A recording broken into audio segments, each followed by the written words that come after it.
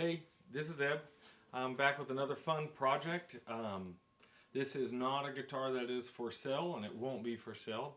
It's coming in for a full.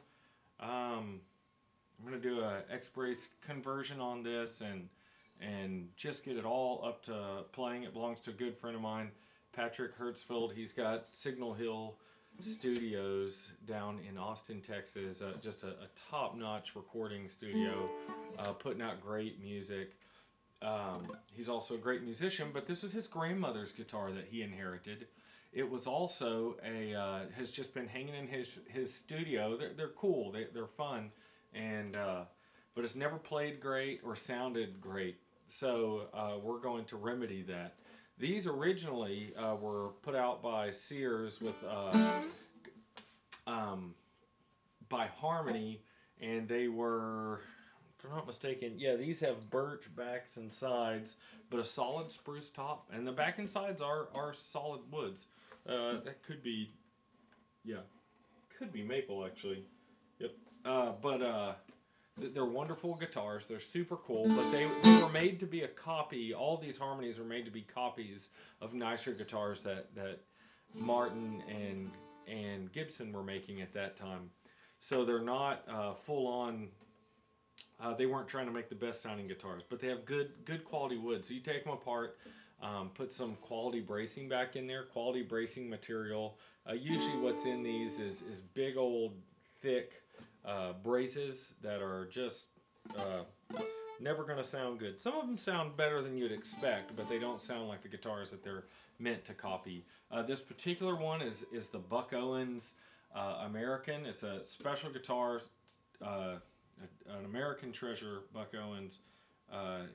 He played these on TV back in the 60s and 70s, and I guess you'd see him in the catalog and order one. And I don't know how many of them were sold, but there's surprisingly not that many around, and the value's really gone up on them. So we're going to do that, and we're going to make this hopefully his #1 studio guitar, and I'll have to be very gentle with the finish and preserving it. I'm also going to be restoring the headstock on here.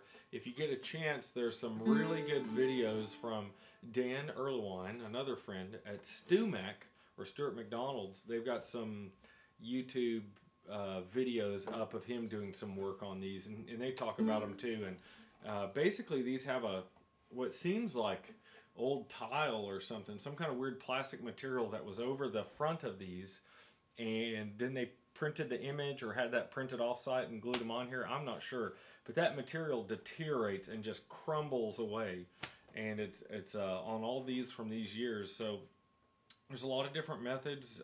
Dan has a method where they screen print an image on here after they've painted it. Haven't 100% decided. I'm going to talk to him and some other people about what options there are. But yeah, this one's going to get the whole thing.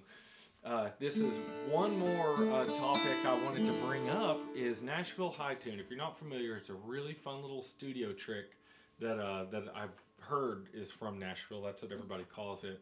And it's basically you take the octave strings off of a 12-string guitar, so they're still E, A, D, G, B, E, and you tune them up just like they would be on there. They're the really high ones.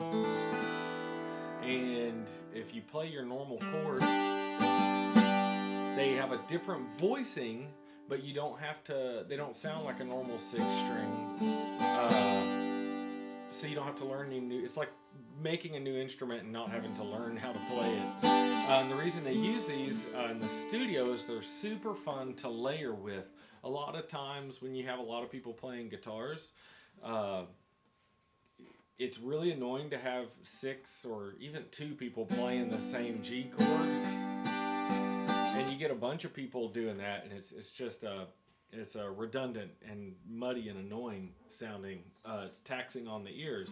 So that's why guitarists have to come up with all these other variations on these chords to play all over when they're playing with each other. Well, instead of doing that, you can tune it up this way and play with people, not have to learn new chords. They definitely did it in the studio. It sounds similar to a 12-string, except for a 12-string, you're playing everything in the same rhythm. You can't pick the octave strings. It's very hard to pick them separate, and you definitely can't make separate notes. But with these, you could play the exact same chords as your buddy or yourself and have the full sound of a 12 string, but you can do some syncopated rhythms or a picking pattern over it that gives this full sonic sound. It's a wonderful treat. I'll give a quick demonstration. Sadly, I'm not going to put a set of strings on here to test it before I do all the process, but this will be the before video.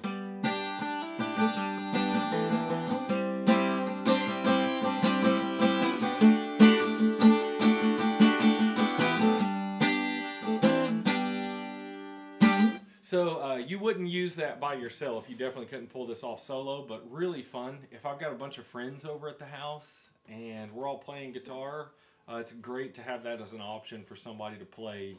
You can work easier and not harder. So I'll give you a little view of this ahead of time. These also, what's so unique about the vintage ones is that blue. It's an oil-based lacquer, I guess. So the varnish on there. The lacquer yellows over time. You can see on the white and the blue here what it originally looked like under there, and they yellow over time. And that's what makes them so neat. It's almost a green color. Just some of the coolest guitars. I'd love to have one of my own someday, but it's not often they come up for reasonable prices. We're going to talk about what we're going to do with those tuners. I'm not sure just yet. But that is it. If you liked this video, please click the little like button. That helps other people see it. And if you want to see more, subscribe. There will be a little button. Subscribe. Thanks for watching.